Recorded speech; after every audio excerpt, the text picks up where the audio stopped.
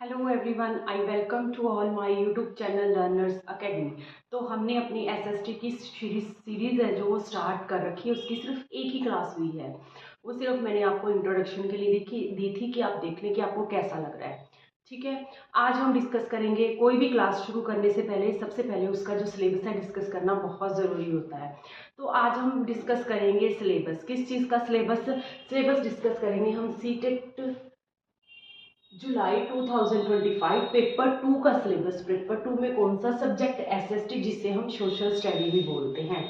ये कितने मार्क्स का आता है? 60 मार्क्स का आता है और 60 क्वेश्चंस ही इसमें से पूछे जाते हैं। ये 3 पार्ट्स में डिवाइड होता है, हिस्ट्री, ज्योग्राफी और सिविक्स में। ठीक है, पहले हम इसका सिलेबस जानेंगे। सिलेबस के बाद फिर हम इसका वन बाय वन में आपको जो एसएसटी की हमने सीरीज स्टार्ट कर रखी है उसमें ये सारा सिलेबस मैं कवर करवा दूंगी। और अगर आपने सीडीपी का सिलेबस देखना है या सीडीपी की पूरी सीरीज देखनी है तो मेरे यूट्यूब चैनल पे मैंने ऑलरेडी अपनी सीडीपी की कम से कम 23 या 24 क्लासेस हैं, जिसमें सीटेट जुलाई 2025 का जो पूरा सिलेबस मैंने कवर करा रखा है। सिलेबस के अलावा कुछ एक्स्ट्रा टॉपिक भी करवाए हैं जो कि सिलेबस में नहीं है, बट वो उसमें से क्वेश्चंस पूछे जाते हैं, जैसे एनईपी हो गया, ठीक है, आरपीडीडब्ल्यू एक्ट हो गया। ये सब चीज़ें हैं जो उसी में आती हैं। ठीक है, तो उसके बारे में भी मैंने डिटेल में आपको बता रखा है। तो आप मेरे यूट्यूब चैनल पे जाके सीटेट की जो सीडीपी की मतलब चाइल्ड डेवलपमेंट एंड पेडागोजी की जो प्लेलिस्ट है उसे देख सकते हो। और उसके साथ साथ हमने एसएसटी की सीरीज भी स्टार्ट की हुई है। तो आइए आज हम डिस्कस कर लेते हैं इसका सिलेबस में क्या है कि जो इसका जो हमारा वेटेज रहने वाला है 60 मार्क्स का रहने वाला है। कितने मार्क्स का आता है? ये 60 मार्क्स का आता है। ठीक है, जिसमें 60 क्वेश्चंस पूछे जाते हैं और 60 मार्क्स का आता है। ये 2 पार्ट्स में डिवाइड होता है, पार्ट ए और पार्ट 2। पार्ट ए में कंटेंट में से क्वेश्चन आता है और पार्ट बी में से जो आता है वो पेडागोजी में से क्वेश्चंस आते हैं 20। ठीक है, पार्ट ए में कंटेंट में से 40 क्वेश्चंस पूछे जाएंगे जो कि 40 मार्क्स के होंगे। ठीक है, एक बात ध्यान में रखना, इस पेपर में कोई नेगेटिव मार्किंग नहीं होती। क्या नहीं होती? कोई नेगेटिव मार्किंग नहीं होती इस पेपर में। ठीक है, तो सबसे पहले हम डिस्कस करेंगे हिस्ट्री के सिलेबस के बारे में। ठीक है, हिस्ट्री में अगर हमारा कंटेंट में हम फर्स्ट टॉपिक देखेंगे तो फर्स्ट हमारा आता है व्हेन, वेयर एंड हाउ। कब, कहाँ और कैसे। ठीक है, मतलब हमारी हिस्ट्री के बारे में कैसे पता चलता है, कब, कहाँ और कैसे। ठीक है, दूसरा है, सेकंड टॉपिक है द अर्लीस्ट सिटीज। जो पुराने जमाने में सोसाइटीज थी, सिटीज थी, वो कैसी थी। The first farmers and herders. सबसे पहले जो फार्मिंग है कैसे स्टार्ट हुई थी और जो सबसे पहले पहले लोग कैसे शिकार किया करते थे।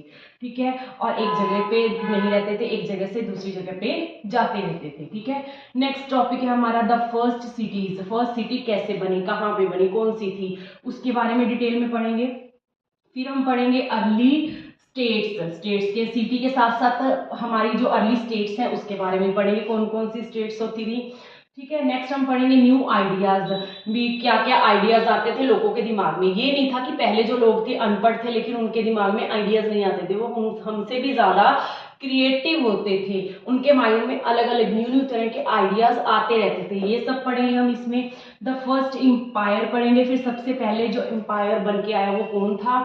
ठीक है, नेक्स्ट पढ़ेंगे हम कॉन्टेक्ट विद डिस्टेंट लैंड्स के साथ अलग अलग तरह का क्या क्या कॉन्टेंट है और क्या क्या डिस्टेंट है, ये पढ़ेंगे। नेक्स्ट हम पॉलिटिकल डेवलपमेंट के बारे में पढ़ेंगे, क्या क्या पॉलिटिकल डेवलपमेंट हुई थी उस टाइम पे। कल्चर एंड साइंस के बारे में पढ़ेंगे। कल्चर भी डेवलप हो गया था और साइंस का भी उद्गम होने लग गया था, मतलब लोगों को पता चल गया था कि साइंस नाम की भी कोई चीज है। जैसे कि आग का आविष्कार निकल के आया, फिर धीरे धीरे टायर, फिर टेक्नोलॉजी, ऐसे ऐसे अलग अलग चीजें। ठीक है, तो आगे है न्यू किंग्स एंड किंगडम्स। फिर न्यू किंग्स, अलग अलग तरह के किंग्स बन के आए, फिर किंगडम्स बन के आए। ठीक है, उसके बाद आया हमारा सल्तनत ऑफ दिल्ली की सल्तनत के बारे में बात करेंगे, मतलब दिल्ली के जो भी सुल्तान थे उनके बारे में बात करेंगे। फिर हम बात करेंगे आर्किटेक्चर के बारे में, कौन कौन से आर्किटेक्चर्स आए थे, मतलब जैसे अशोका का स्तंभ बना, मतलब ये ताजमहल बना, ये सब किसी न किसी आर्किटेक्ट ने ही बनाए होंगे, है ना, कोई ना कोई होंगे तभी बने हैं, ऐसे तो बने नहीं। तो उनमें बात करेंगे हम। Creation of an empire, empires का क्रिएशन कैसे हुआ। ठीक है, सोशल चेंजेस कैसे आए सोसाइटी में। रिलीजन कल्चर रिलीजन कल्चर्स के बारे में बात करेंगे। फिर हम बात करेंगे the establishment of company power की एस्टेब्लिशमेंट के बारे में बात करेंगे, जिसमें हम बात करेंगे 1600 ईस्वी में या 1600 के आसपास जो हमारी ईस्ट इंडिया कंपनी आई थी उसके बारे में, आगे आगे कंपनी कैसे डेवलप हुई। फिर हम बात करेंगे रूलर्स लाइफ एंड सोसाइटी, जो रूलर्स में रहने वाले लोग थे उनकी कैसी लाइफ थी, वो कैसी सोसाइटी में रहते थे। फिर हम बात करेंगे 19 नंबर पे द रिवोल्ट एक्ट ऑफ 1857 और 58, जिसमें हम बात करेंगे झांसी की रानी की और बहुत ज्यादा एक्ट्स के बारे में, रिवोल्ट एक्ट के बारे में, ठीक है। नेक्स्ट नंबर 20 पे हम बात करेंगे वुमेन एंड रिफॉर्म्स, मतलब वुमेन्स की लाइफ को लेके कितने ज्यादा रिफॉर्म्स हुए, वुमेन्स को भी जो वोट डालने का अधिकार मिला, वुमेन्स को भी बाहर आने जाने की, काम करने की फ्रीडम मिली, ठीक है। सती प्रथा जैसी प्रथाएं खत्म हुई, वुमेन भी एजुकेशन ले सकती थी, कैसे कैसे रिफॉर्म्स आए वुमेन्स को लेके। ये तो इस पे तो आप स्टार लगा दो, वेरी वेरी इंपॉर्टेंट चैप्टर है, इसमें से 2-3 क्वेश्चंस आए साल आते ही आते हैं, ठीक है, 8th क्लास का है। नेक्स्ट है चैलेंजिंग द कास्ट सिस्टम को कैसे चैलेंज किया, BR अम्बेडकर ने कास्ट सिस्टम को कैसे ब्रेक किया, ये पढ़ेंगे।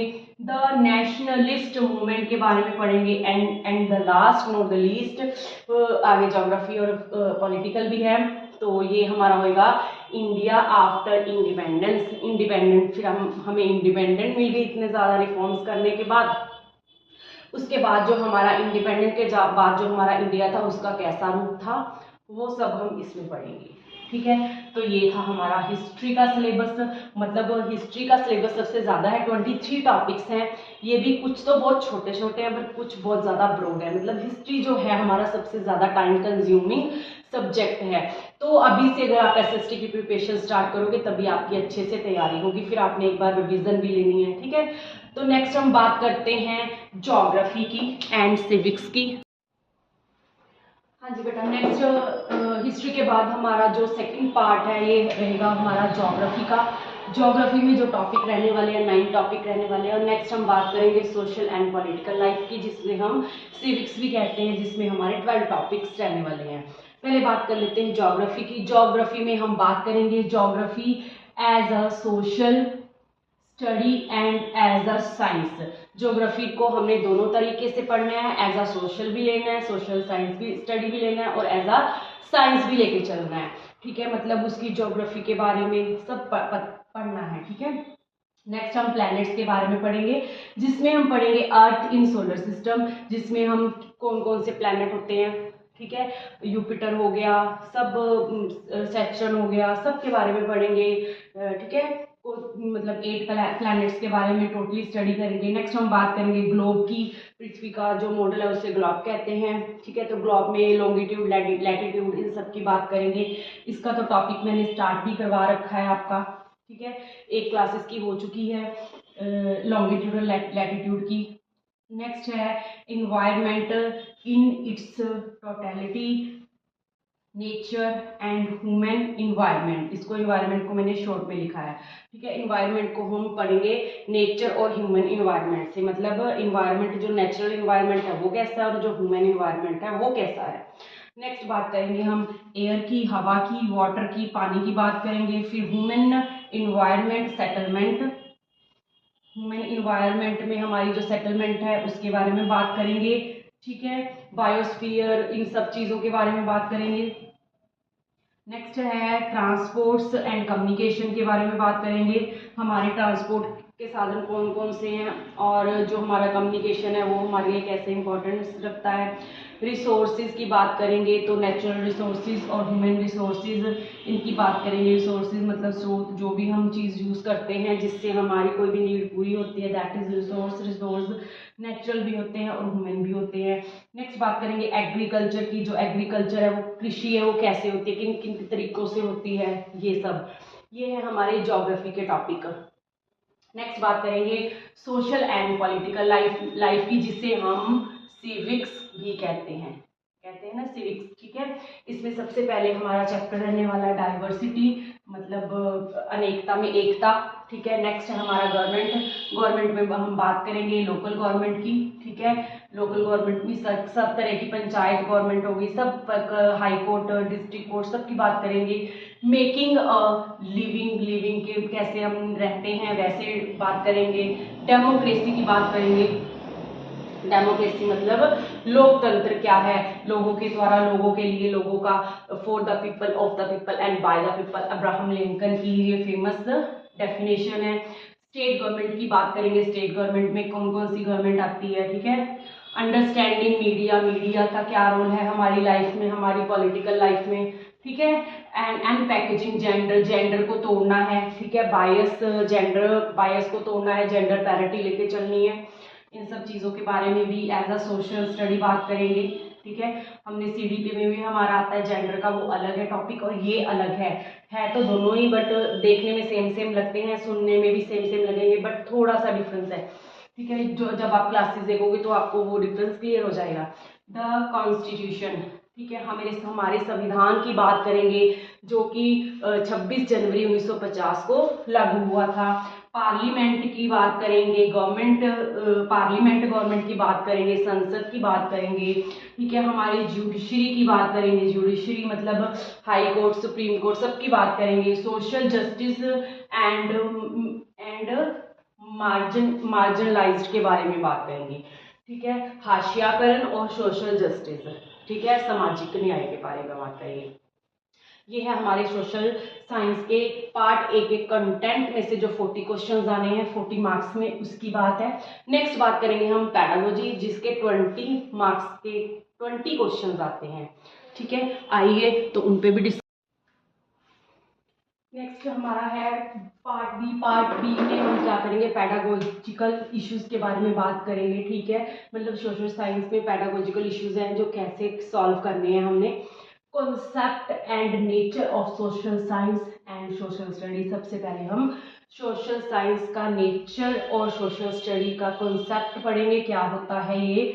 फिर हम बात करेंगे क्लासरूम प्रोसेस के बारे में, जिसमें हम बात करेंगे क्लासरूम में कैसी कैसी एक्टिविटीज होनी चाहिए, कैसे कैसे डिस्कोर्सेज होनी चाहिए, मतलब टीचर ने कौन कौन सी टीचिंग मेथड्स को अपनाना है क्लासरूम में, ठीक है। नेक्स्ट होगा developing critical thinking. Critical thinking को बच्चे में डेवलप करना, मतलब उसके सामने ऐसी ऐसी सिचुएशंस लेके आना जिसमें कि उसकी क्रिटिकल थिंकिंग लगे, वो सोचे कि इस प्रॉब्लम को कैसे सॉल्व करना है, या ऐसे प्रोजेक्ट्स वर्क देना बच्चों को जिसमें उनके क्रिटिकल थिंकिंग लगे, ठीक है।